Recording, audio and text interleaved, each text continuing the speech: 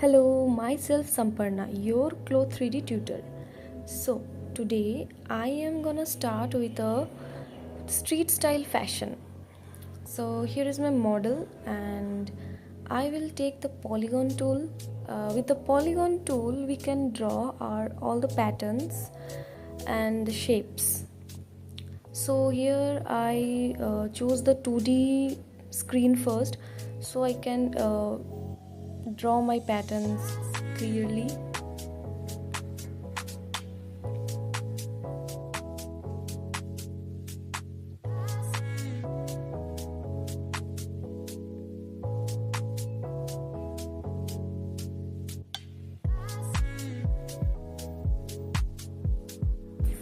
So here I have done with my pant patterns, and now I have parallelly attached all the patterns on the avatar, and then I have attached all the stitch lines, and then I simulate it.